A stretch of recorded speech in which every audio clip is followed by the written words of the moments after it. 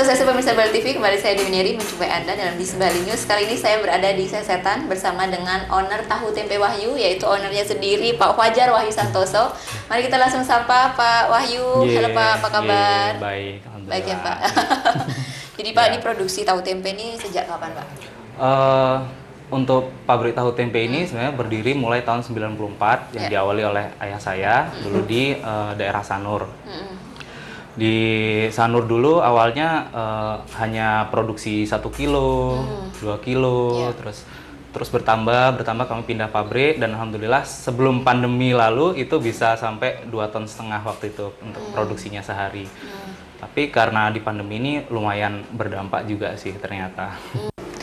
Ya Pak Wahyu, jadi di situasi pandemi ini produksinya sampai berapa kilo Pak? Kalau setelah pandemi ini kami masih bisa bertahan alhamdulillah sampai 1,5 ton per harinya. 1,5 ton ya, bukan kilo lagi ya gitu. Masih bisa bertahan 1,5 ton, tapi kalau dibandingkan dengan sebelum pandemi itu sekitar 40%-an berkurang ya. Ada penurunan 40%, iya, 40%. Dibandingkan sebelum pandemi ya Pak ya? Iya. Jadi bagaimana Pak menghadapi situasi pandemi ini, karena kan tentu ada inovasi untuk strategi tetap bertahan gitu Pak? Di kami sih menerapkan sebuah filosofi bahwa kami mitra dan juga teman-teman yang bekerja di sini dan juga teman-teman yang ikut berjualan itu adalah semuanya keluarga bagi kami. Jadi ketika pandemi menghantam kami ini memang semuanya terimbas, tapi kami berusaha semaksimal mungkin untuk tetap mempertahankan bagaimana mereka bisa tetap bekerja dengan kami, apakah itu dengan cara libur sebagian atau dengan pengurangan gaji. Dan yang paling terdampak itu adalah dari pihak sales ya, yang berjualan di pasar, berjualan di warung-warung. Mereka karena kita sistemnya putus, jadi penghasilan mereka menurun gitu. Jadi yang biasanya mereka bisa membawa pulang uang 250.000 sehari itu bisa tinggal 50.000, 100.000 gitu. Jadi kami mensiasati itu dengan cara memberikan tenggang waktu lagi, misalkan yang biasanya 2 hari lunas, 3 hari lunas, kami beri tenggang waktu sampai setengah bulan seperti itu. Karena memang keadaan seperti ini, jadi kami saling mengerti lah seperti itu.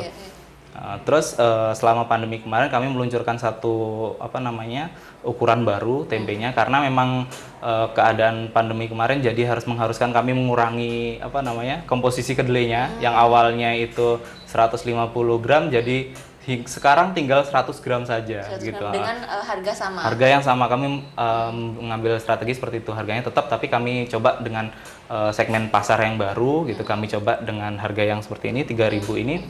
Jadi bisa mulai menambah produksi kami gitu. Seperti itu sih. Kalau di bahan baku kedelai ini kan harganya masih terus meningkat ya Pak terus ya? Naik. Ini bagaimana Pak melihat ini? Itu tadi seperti yang saya bilang tadi, kami mengurangi komposisinya yang biasanya 130 gram, 150 gram kami kurangi untuk menyesuaikan harga produksinya tadi. Dan karena untuk menaikkan harga tempe itu juga sulit agak ya Pak ya? susah. Padahal sebenarnya kalau kita mau menelaah lebih lanjut, tempe ini gizi-gizinya itu jauh melebihi harganya gitu. Menurut Profesor Made Astawan dari dosen IPB itu, beliau menyatakan bahwa sebenarnya tempe ini adalah warisan negara Indonesia yang sangat-sangat harus kita hargai. Dan beliau mengatakan bahwa kita tidak selayaknya menjual tempe dengan harga semurah itu gitu. Karena kandungan gizinya dengan sangat-sangat tinggi dan dia bisa berkompetisi dengan daging sapi, daging kambing itu bisa berkompetisi. Jadi kita sudah selayaknya membeli tempe itu tidak lagi mempermasalahkan harga seharusnya gitu. Dan Pak melihat kompetitor nih Pak, kan banyak nih produksi tempe ya, terutama di Bali juga ada di beberapa tempat. Bagaimana tetap bisa eksis bersaing gitu? Kebanyakan dari produsen tempe yang lain itu belum berani menerapkan branding yang baik, terus mereka juga tidak punya food safety yang baik. Jadi kami berusaha mengubah itu, persepsi itu kami rubah. Kami memiliki tempe kami diberi merek dan itu adalah sebuah jaminan kualitas mutu dan juga hygiene safety-nya juga seperti itu. Jadi kami berusaha bagaimana mengubah image tempe itu tadi gitu. Banyak tempe yang memang tidak ada mereknya ya, dan itu kita tidak tahu dan produksi di mana. Produsennya siapa, jadi kita tidak tahu gitu. Jadi tidak bisa apa namanya menjamin kualitasnya seperti apa gitu. Ya, justru itu penting ya Pak ya. Ketika nanti terjadi ada sesuatu hal dalam tempe itu bisa dicari tahu gitu ya, kan. Jadi konsumen juga bisa merasa aman gitu dengan apa yang mereka makan gitu. Tapi terkait izin dan lainnya juga sudah dilakukan ya Pak ya? Kami sudah berkoordinasi dengan pihak apa namanya perindustrian, terus kami juga ada izin PIRT dan juga di apa namanya sudah sering disurvei juga di. Iya. Artinya sudah layak jual gitu ya Pak. Iya. Karena memang sudah lama ya Pak ya. Artinya sudah berapa tahun ya Pak sampai saat ini? Sudah hampir 30 tahunan kayaknya. 30 tahun produksi tempe dan saat ini masih eksis dengan berbagai kendala ya Pak ya. Ada pandemi juga terdampak gitu kan. Tapi karyawan tidak sempat dirumahkan ya Pak? Kami awalnya ada sekitar 60 karyawan dan sekarang tinggal 40-an karena ini apa namanya kebanyakan kan ibu rumah tangga yang ikut bekerja dengan kami. Ibu rumah tangganya kami berusaha untuk apa namanya tetap bisa bekerja tapi ternyata suaminya sudah di PHK gitu. Jadi pulang ke kampung seperti itu. Jadi harus berkurangnya dari situ. Sedangkan kalau di apa namanya karyawan sendiri kami berusaha untuk tetap mempertahankan. Iya. Karena bagaimanapun karyawan itu juga aset ya Pak ya untuk bisa bersama-sama mengembangkan produksi tempe. Jadi untuk saat ini sudah tersebar di mana saja Pak untuk pengirimannya? Sementara ini kalau sekarang masih di Denpasar dan juga Nusa Dua ya kebanyakan di Bukit dan Kute juga seperti itu. Belum sampai ke kota-kota lain. Nah pandemi ini jadi sebuah pukulan bagi kami juga bahwasanya setelah kami ini seperti sudah terlalu tenang gitu kemarin berbisnis itu sudah terlalu nyaman gitu jadi tidak memikirkan untuk ekspansi dan lain sebagainya. Setelah seperti ini baru kita terbuka mata, oh iya ternyata di pasar seperti di Tabanan dianya bisa masih kita jajak itu masih bisa gitu. Jadi itu untuk strategi kedepannya sih Mbak seperti itu. Kami berusaha untuk bisa menjangkau yang lebih luas lagi. Banyak hal yang bisa kita dapatkan ya dengan adanya pandemi ini ya Pak ya.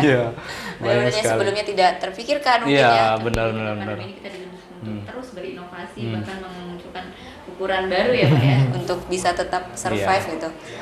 Jadi Pak di situasi sulit ini memang pelaku bisnis gitu ya tentunya juga merasakan dampak nih. Apa sih Pak yang bisa dibagikan kepada rekan-rekan pelaku bisnis? Kalau dari saya sih tetap optimis dan juga tetap belajar terus dan juga jangan menutup kemungkinan dengan segala sesuatu. Bisa juga segala bisnis itu kan bisa terdistraksi kapanpun. Bagaimana kita bisa mendistraksi diri kita sendiri. Jadi kira-kira peluang bisnis apa yang bisa dimanfaatkan oleh orang lain itu berusaha kita kejar lebih dulu daripada kompetitor-kompetitor gitu. Jadi misalkan seperti kami akan segera berusaha membuka cabang produksi baru gitu misalkan untuk bisa mencapai pasar-pasar yang tadi seperti itu. Terus berekspansi ya Pak ya. Jadi berusaha. Itu bagian dari rencana ke depan ya Pak ya.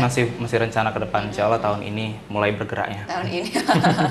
Pak kalau produksi tempe sampai dengan pemasaran itu membutuhkan waktu berapa hari sih Pak? Kalau tempe itu sampai dengan bisa kita konsumsi minimal 3 hari. 3 hari dan tempe itu ada jenisnya masing-masing ya. Ada yang setengah matang, ada yang sematang. Itu mereka konsumennya beda-beda gitu. Jadi ada misalkan kegorengan nih, mereka gorengan tuh biasanya yang setengah matang. Kalau dimasak untuk dimasak untuk sayur itu harus yang setelahnya, 1 hari setelahnya lebih matang lagi gitu. Ada juga yang diolah untuk misalkan keripik tempe dan lain sebagainya itu harus lebih lama lagi gitu. Jadi kalau untuk keripik tempe itu biasanya 5 hari sih dia. 5 hari itu bisa untuk dipotongnya jadi lebih bagus gitu. Dan sebenarnya kan ada batas waktu ya untuk dikonsumsi sampai itu tempe itu masih tetap bisa bagus itu setelah berapa hari tetap bisa dikonsumsi, masih bisa dikonsumsi? Kemarin saya ikut seminar dengan Prof. Made Astawan itu beliau malah bilang kalau tempe ini sampai dengan 7 hari pun masih bagus gitu. Karena kalau sebelumnya saya mikir mulai ada keluar titik hitam-hitam itu saya pikir sudah mulai busuk. Ternyata itu juga salah satu proses fermentasi dari tempe gitu. Jadi mungkin dia rasanya saja yang berbeda gitu. Jadi kalau tempe itu bagus 7 hari, tapi kemarin saya juga dengar katanya ada namanya olahan tempe terasi, itu tempe 3 bulan. Tempe 3 bulan dibiarkan, mungkin ada prosesnya mungkin diproses seperti apa gitu, dia masih bisa dikonsumsi juga. Jadi kandungan gizinya itu pun meningkat gitu loh. Dia semakin lama fermentasinya itu semakin bagus gitu. Justru mungkin belum banyak yang ditahu masyarakat ya. Biasanya sudah hitam bisa dibuang gitu. Bisa dibuang ya. Jadi kalau Prof. Made tahun kemarin juga bilang seperti ini. Kalau kita biasanya menyebut sumber probiotik itu dari minuman-minuman seperti yogurt dan lain sebagainya. Itu justru di tempe ini adalah rajanya menurut beliau. Karena di tempe ini ada dalam 1 gram tempe itu ada 10 miliar sel probiotik. Sedangkan di yogurt dan lain sebagainya itu hanya sekitar 10 juta. Jadi perbedaannya itu sangat besar sebenarnya. Kita punya satu warisan yang sangat luar biasa di sini. Dan selain itu ada proteinnya juga, ada kalsiumnya juga. Jadi kita kalau misalkan sekarang pandemi ini kita ekonominya agak menurun, kita biasanya makan daging, makan susu, kita bisa gantikan dengan tempe sebenarnya.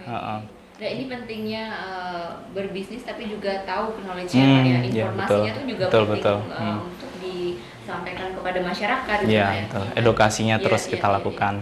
Terus ya Pak ya, artinya memberikan gambaran kepada masyarakat bagaimana kandungan yang ada di tempe. Kan biasanya masyarakat masih taunya kalau itu ada di daging gitu. Di Indonesia ini kan ada sebuah kata-kata yang sangat populer ya, yang dipopulerkan oleh presiden kita yang lama, Presiden Soekarno, jangan mau jadi bermental tempe seperti itu. Dan itu adalah sebuah bukan kata langsung, sebenarnya itu adalah sebuah perumpamaan supaya kita tidak mau diinjak-injak seperti halnya proses tempe yang dulu dibuat. Sedangkan sekarang kan sudah tidak diinjak-injak lagi gitu.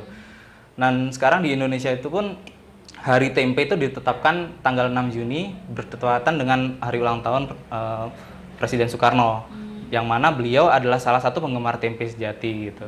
Di kantor beliau selalu ada tempe seperti itu. Artinya sekarang sudah menggunakan alat yang lebih canggih. Iya, lebih hygiene seperti itu. Dan kami juga sering didatangi seperti dari universitas, terus TK, SD gitu untuk melihat cara produksinya, proses produksinya, dan mereka rata-rata merasa kagum dengan melihat safety yang kami lakukan di pabrik.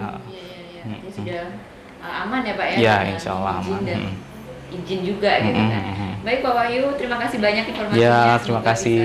Bisa terus berkembang misalnya dan kita bisa sama-sama ini. Sehat-sehat ya Pak. Ya. Baik pemirsa, demikian tadi wawancara kami bersama dengan Pak Fajar Wahyu Santoso, owner dari Tahu Tempe Wahyu. Demikian bisnis Bali kali ini. Terima kasih atas perhatian Anda. Saya Dewi Neri. Sampai jumpa. Om Santi.